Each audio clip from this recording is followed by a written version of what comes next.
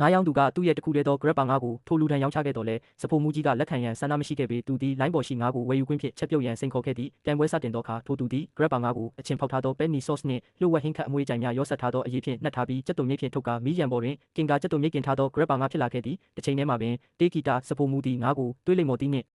စမုံလက်တို့ဖြင့်တွဲဖက်၍အရာအလုံးကိုစက်ကူဖြင့်ထုတ်ပြီးဖုတ်ပြီးနောက်ငါး၏တဘာဝအရသာကိုအမြင့်ဆုံးဖြစ်စေရန်အဖြူရောင်ရက်ဖြင့်အပိတက်ခဲ့သည်မိသူကပိုကောင်းသည်ကိုတေးဂီတာမဆုံးဖြတ်နိုင်သောကြောင့်ငါးယောင်းသူသည်နောက်ဆုံးတွင် grab ပါငါးကိုထက်ချမ်းခွဲပြီးနင်းတို့တဦးစီကိုဝေစုခွဲ၍ရောင်းချခဲ့သည်သို့သောစဖိုမူသည်ကျေနပ်မှုမရှိသေးပေထို့သူသည်ပရီမီယံပါဝင်ပစ္စည်းများ၏စစ်မှန်သောတန်ဖိုးကိုနားမလည်သောလမ်းဘေးဇက်ဖိုမူတဦးသာဖြစ်သည်ဟုသူယုံကြည်ခဲ့သည်သူ၏တေးဂီတာအချက်ကိုသက်သေပြရန်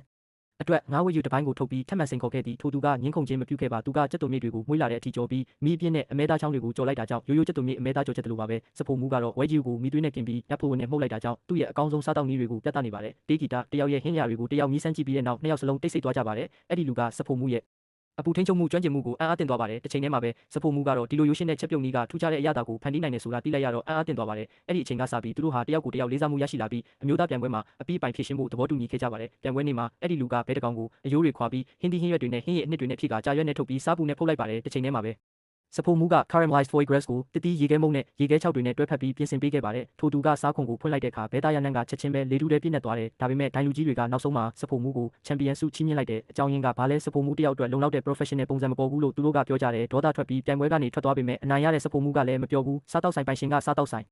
ရဲကုံသတင်းကိုမြင့်တင်ဖို့မျှော်လင့်ချက်နဲ့ဒိုင်လူကြီးတွေကိုတိတ်တဆိတ်လက်ထိုးခဲ့တယ်ဆိုတာမကြခင်မှာပဲသူသိလိုက်ရတယ်ပိုဆိုးတာကသူ့ဤစားကသူ့ရဲ့အရသာခံအာယုံပျောက်ဆုံးသွားပြီဆိုတာကိုလူသိရှင်ကြားဖွင့်ဟခဲ့တဲ့နှစ်ပေါင်းများစွာသူတေးဂီတာဟာမှတ်တမ်းတင်ထားတဲ့ဖော်မြူလာတွေနဲ့ပြည့်နေတဲ့ချက်ပြုတ်နေမဆုစာအုပ်ကိုအားကိုးပြီးသူ့ကုံသတင်းကိုထိမ့်သိမ်းခဲ့တယ်ချက်ချင်းပဲသူ့ကဘာတစ်ခုလုံးပြိုလဲသွားတယ်လမ်းပေါ်မှာအဆုံးသက်ပြီးနောက်မမျှော်လင့်ပဲထိုသူနဲ့ပြန်ဆုံခဲ့တဲ့နှစ်ယောက်သား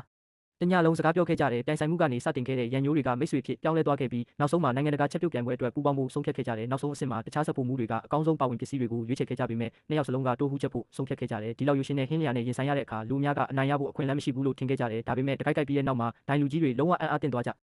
သူတို့နှစ်ယောက်ဟာတိုးဟူးခဲမဖြစ်အောင်ဒိုဘန်ချမ်းကိုရောမွေပြီးတဲ့နောက်ပောက်ကွဲလွယ်တဲ့ကြက်သွန်မြိတ်ရီပလဲတွေကိုအထဲမှာထည့်ထားတဲ့တခိုက်တိုင်းအရသာလွှာတွေကပါစက်ထဲမှာပောက်ကွဲထွက်လာတယ်သူတို့နှစ်ယောက်အတူတူသူတို့ရဲ့တူးချင်းအစွမ်းစားတွေကိုအဆုံးထိတွန်းအားပေးပြီးဒိုင်လူကြီးတိုင်းကိုအနိုင်ယူခဲ့ကြတယ်ချန်ပီယံတွေအဖြစ်ကြီးညာခံရတဲ့အချိန်မှာဘယ်သူမှသူတို့ဟာတစ်ချိန်ကပြိုင်ဘက်တွေဖြစ်ခဲ့တယ်ဆိုတာမမှတ်မိကြဘူးလူတွေမှတ်မိနေတာကချက်ပြုတ်ခြင်းအပေါ်သူတို့ရဲ့ဖြူစင်တဲ့ချစ်ချင်း